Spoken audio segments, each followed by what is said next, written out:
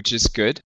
A couple of questions with organization and a couple of questions with regards to my expectations I want to address, and then I want to touch upon what you did this week, and finally I want to go into what we're going to talk about next week.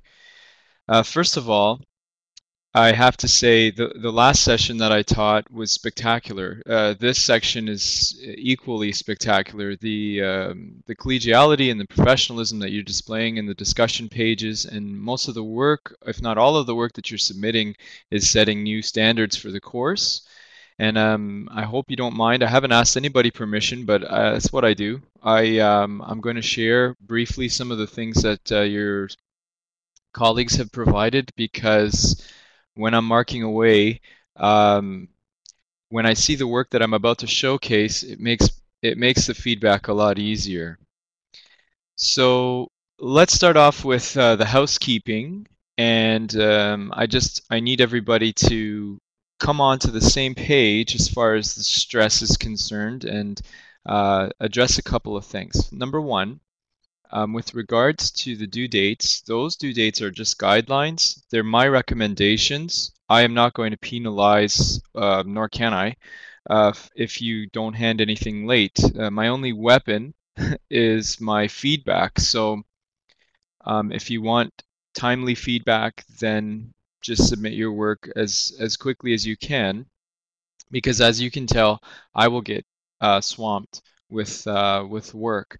And I do pride myself on the feedback aspect of the course. So don't worry so much and don't stress so much about the deadlines. They're not really deadlines, they're more like guidelines. I suggest doing 3 units a week. If you can't get to all 3 in 1 week and you want to do 5 the next, by all means go. There are 10 units. Well, there are actually 12 units. I've already taken 2 out, and I'm considering knocking 1 more out. We'll see.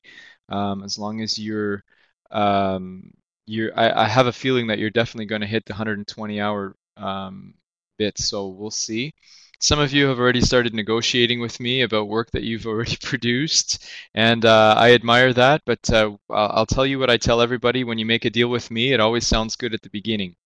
But once you realize what you've agreed to, you might want to reconsider. So if you want to pitch ideas at me for past work that have to do with technology that pertain to what we're doing, then I'll consider it. Doesn't mean I'm guaranteeing that I'll accept. I guess with the onset of technology, there's an aversion to reading, and I'm just as guilty, but please read all my feedback carefully. Read it twice. Read the instructions that I post maybe more than once. If you're confused the first time, they've been edited, re-edited. I think they make sense. So before you send out a question to me, just make sure you've covered all your bases, and I'll be happy to help. And that's pretty much it. I think so far so good. You've kind of been baptized with fire. This is a very quick learning curve. The first 2 to 3 units, if you thought they were light, you're right, they are, because the next units are heavy, heavy, heavy as far as your learning is concerned. Work is one thing. The work I don't want to make too heavy for you, but the learning aspect is what the course is based on. So I hope that is all settled. I see that Christy is asking which unit will be taken out. I'll have to consider which one. We'll see. I like them all, and so we'll see what we can do with that. Okay, so just some quotes. Reading your discussions, I was thoroughly impressed with some of these wonderful reflections, and Tiffany's here actually prompted me to write a blog, so thank you, Tiffany. I love what Bill wrote. Absolutely incredible. This is all around how we use technology and how we how we ask our children to conduct themselves online.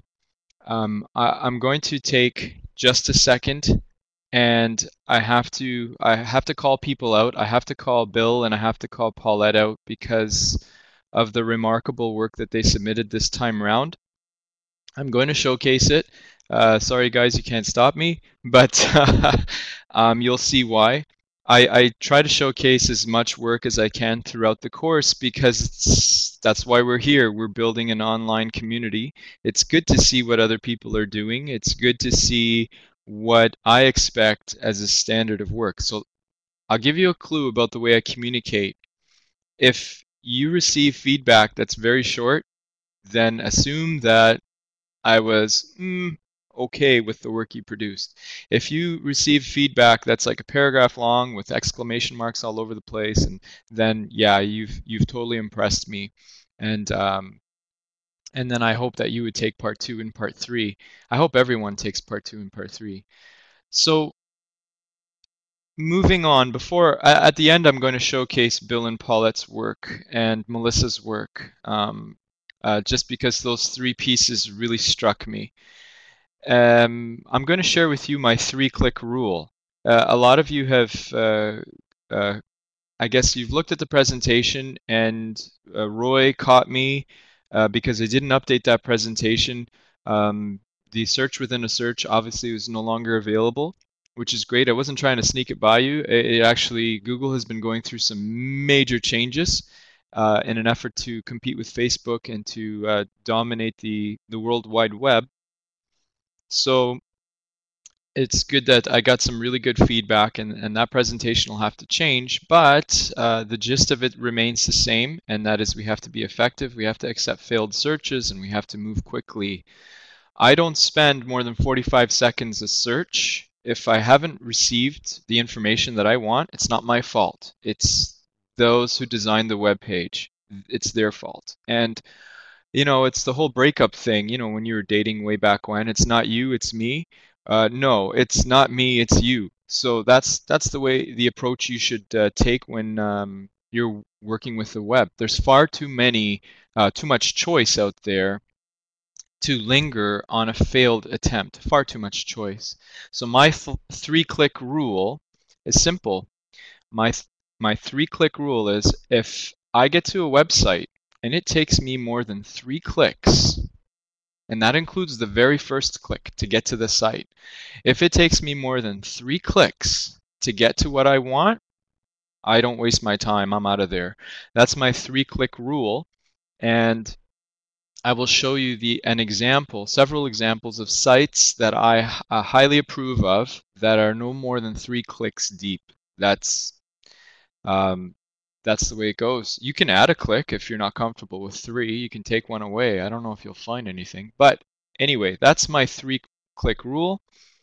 I highly recommend that you take that presentation and make it your own and show your students and show your colleagues, because these are exciting times, and you want to teach as many people around you how to surf the web effectively. It only makes you stronger. So moving on, the did you know problem. Well, did you know the video that I wanted you to watch was actually removed from YouTube for some kind of, well, the Canadian viewing was denied. And the end of the video is actually twisted. So what I'm going to do is I'm going to stop sharing this presentation with you, and I'm going to pop into the actual video, and I want to show you where it actually happens, how it actually happens in the end. So I'm hoping that you can see this. So this was the version, I'm not going to let it run. This was the version of Did You Know? I use this in my presentations with Toronto Catholic. And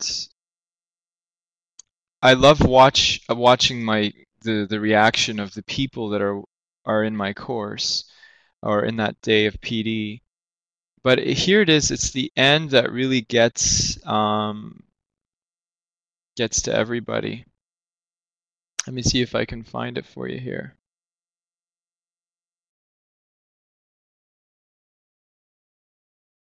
So 70% of the facts of this presentation are 100% made up.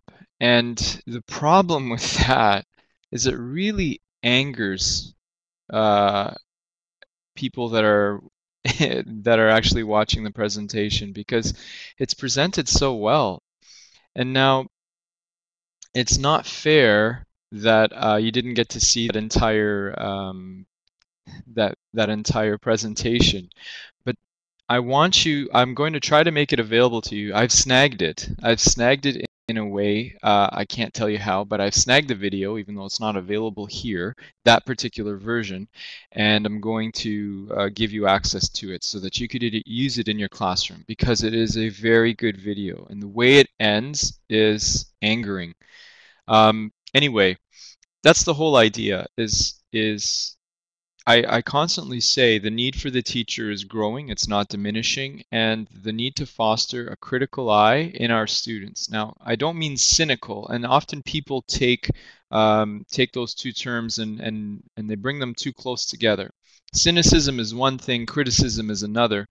I want to provide my students with the most global perspective. I want them to see everything that they can possibly see from both positive and negative sides. And it is overwhelming, but then why are we here if we're not doing that?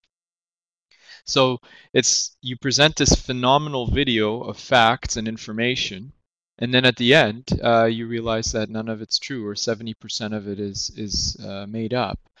So I'm wondering, based on the responses that I read in the discussion, how easily some of us bought into it. Now, 1 out of every 10 people is going to look at it and say, nah, I don't believe this. But the rest of us, we get wrapped up in the music and the graphics.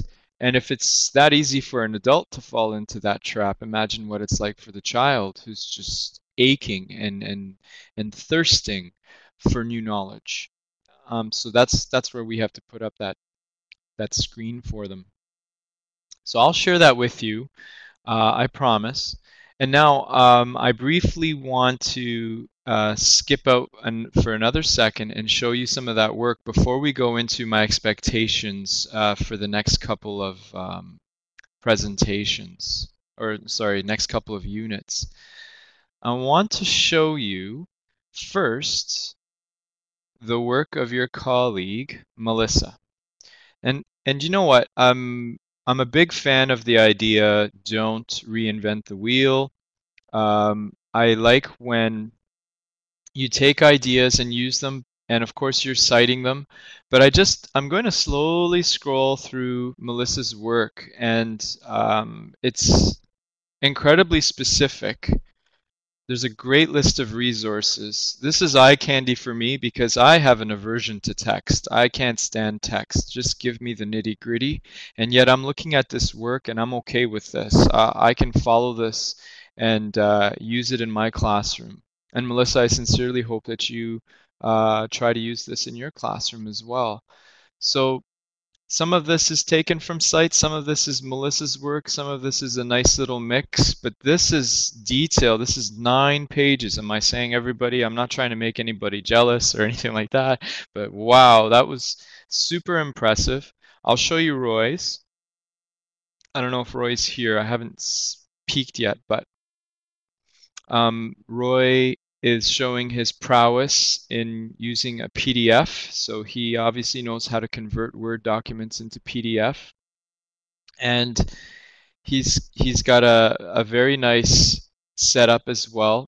This is the stuff that that blows me away. I just love this. Cool Google search tools. So everything here I could leave on my desk, and we all know, right? Those of us that are full-time permanents, without sounding horrible, right? I know what I'm going to say might be a little controversial, but sometimes it's harder to take a day off than it is to go in sick. And I think if you know what I mean, you know what I mean. And this is Bill's work. Again, look at this, a critical eye checkup. I hope you guys can all see this. Otherwise, I'm talking to nobody. A great little chart that you can share with your kids, a chart that you can post. Like, this is what is so nice, it's transferable. I can post this to the wall. And again, you know, Bill's work isn't 9 pages, but it is precise that I can take it and use it. So everybody's got a different style, and I encourage that. So thank you to all 3 of you. I could have chosen so many but those three stood out, and most impressed with the work that's being submitted.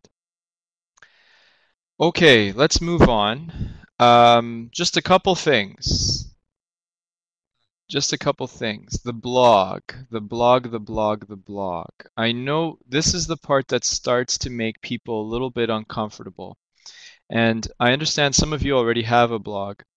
And before you ask me to submit that blog as your assignment, you need to make sure one thing. Those of you that have a blog, you're going to have to add content to the blog. And the next assignment, I actually tell you two things. Okay? The first thing, and Christy, that's a good question. I'm going to get to it. That's a really good question. The first question you need to, or the first thing you need to do is establish a blog. And I have a how-to.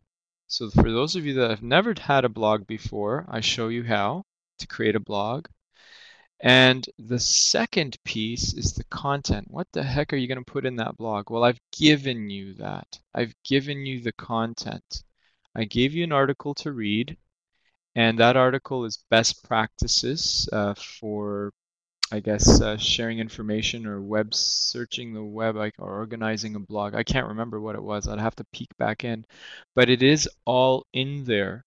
So before you submit your blog, for those of you that have one, please fill it with the content that's required, because whatever your blog was before, from here on in, it's about integrating technology in the classroom. I've hijacked it.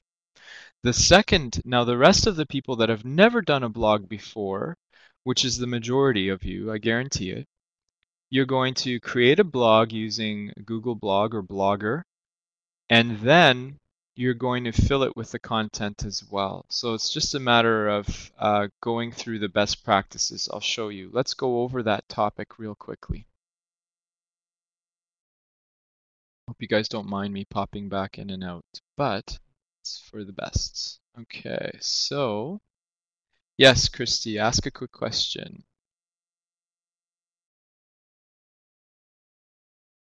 While Christy prepares her question, I'm hoping that you can all see the unit on professional sharing and personal PD. So as you can see here, there's the first part is blogging, how to start. There's a tutorial. This isn't my tutorial. I like this guy. He did a great job. So what I'll do is, if you don't like it, then just email me and I'll send you my tutorial. I can create one, no problem. Now the second part is visiting the website, and this website is e-learning best practices and tips. What you're doing right now is engaging in e-learning, right? So choose any tips listed and read the article, any of the topics listed and read the article. Take an idea from the article and expose it in your blog. Okay, so expose that in your blog. Write 1 to 3 paragraphs explaining some of the points raised in the best practice that you have chosen. Okay, and the last piece is find websites that describe successful PLCs and post them in the discussion area. What is a PLC? Right, a professional learning community. So they're kind of two different assignments, and it is kind of heavy, but it's supposed to be. And as you can tell, a lot of the stuff that I ask you to complete is challenging. I don't give you all the answers, and that's purposeful as well. I need everybody to hit their head on the wall a few times. It's just the best way to learn sometimes. Okay, so that's the blogging aspect. Consider it one of your biggest victories if you are able to create a blog and post some of that content to it. I haven't had anybody yet be unsuccessful at creating a blog. Okay, so everyone has been pretty good over the last year and a half at creating blogs and submitting them. Okay, so what I did for you guys in this course is I've actually given you content material. Okay, we're almost done. I've got one more thing I want to talk about. Then I have some gifts for you that if you have time, haha, that you can try. Let me just open up the presentation once again. Okay, So the creation of the blog, that's going to be your next challenge. And Monday morning. So here, I guess what I'm suggesting is over the weekend, if you have time. Some of you do a lot of work over the video. Or sorry, some of you do a lot of work over the weekend, and I suggest doing the other unit, the blog, over the weekend, because on Monday we are going to do Google Docs. And Google Docs, we're going to go quite in depth into Google Docs. It's a magnificent tool, and that'll give you the whole week to work on some of your Google Docs stuff. There's a letter to parents that you'll need to write. I'll go over all of that unit in detail. You can go ahead and go ahead of what I'm going to be teaching, and that's fine. But I won't answer any questions about Google Docs until after Monday's presentation. Otherwise, I'll be repeating myself several times. So if you're comfortable and familiar with Google Docs, then by all means go ahead. But you're kind of flying solo. If you want to wait till Monday, I've built in enough time that after you see the seminar, you will be able to delve into Google Docs without a problem. Okay? Okay, finally, the last thing I'm going to give you guys are two gifts. Again, remember that river I was talking about? Some of you might like, some of you might not like these two gifts. I have two gifts for you. Any video converter. Has anybody used any video converter? Just let me know in the chat box. Anyone? No? Melissa? Han? No, no, no, no, no? Beautiful. I love when there's a lot of no's because that means you're learning something. Okay, so here we go. What is any video converter? Any video converter is a free download for a Mac or PC. It's free of adware and malware and all that garbage. And you'd have to do this search for in Google any video converter, and you see any video is one word. And then download any video converter to your machine. And the beauty of any video converter is that not only does it convert video formats, we're going to talk a lot about that, you got to believe me, but if you've got a video on YouTube, so picture this, you're a teacher, you've got the best access to the web at home, but when you get to school, you're in the dark ages, and you found this amazing web video that you want to show your class. You've got a projector, you've got a laptop, but you don't have web. So you can use any video converter to download a video off of YouTube. And I have a tutorial on my YouTube channel, so I'm not going to show you how to do it. You're going to have to go and get it. This is a gift. This isn't part of the class. This is something that you could use as a tool, and you're going to love it if you're interested in that. Now, the second gift I have is Quickie.com. Ever heard of Quickie?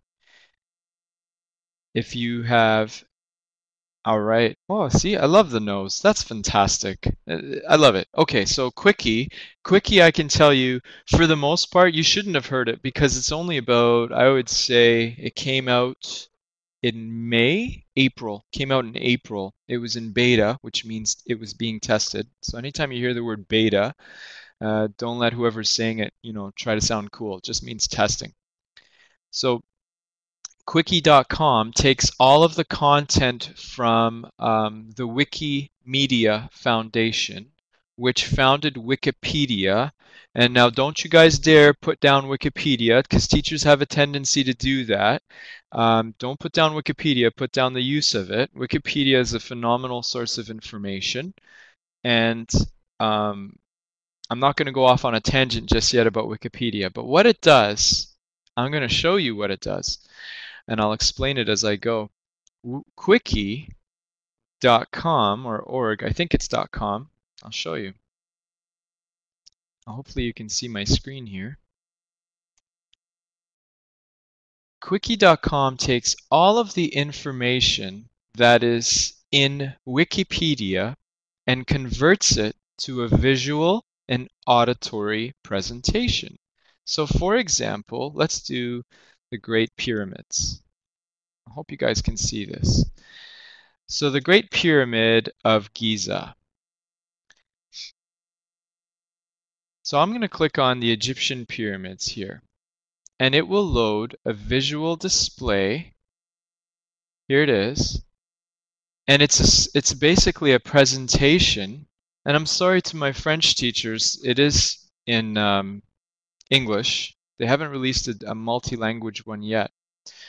I can click, this is going automatically. I'm not doing a single thing.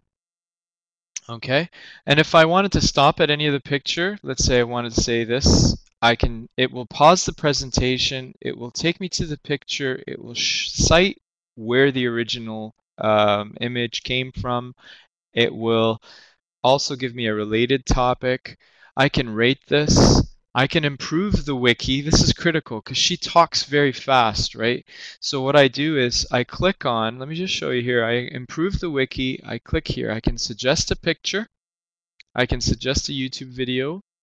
It's asking me, was there anything mispronounced? And finally here, the speed of the voice was too fast for me. So I'll click on submit.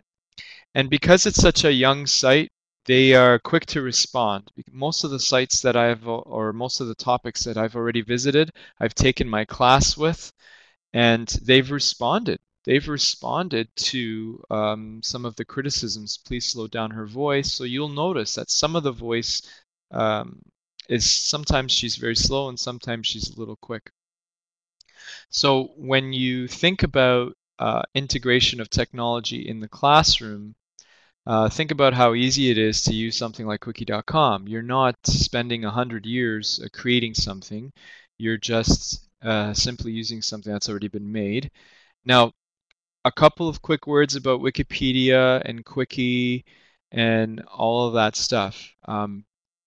I know that it's a touchy subject, especially when our kids come back 30 seconds after we've assigned something to them and they've come up with this huge amount of information. And I think as teachers, it is more than just a generational thing. The last the last blog that I wrote, 10 miles uphill in the snow. Take a peek at that. Take a peek at that blog and tell me what you think if you have some time. What I'm going to do is post that blog's address. And it mainly talks about, I guess it's a kind of jealousy because kids can get access to information so quickly. Whereas when we were growing up, we'd have to march over to the library, look for a microfiche that we could never find, or go through that card catalog that smelled like 100 years ago. You know what I'm talking about.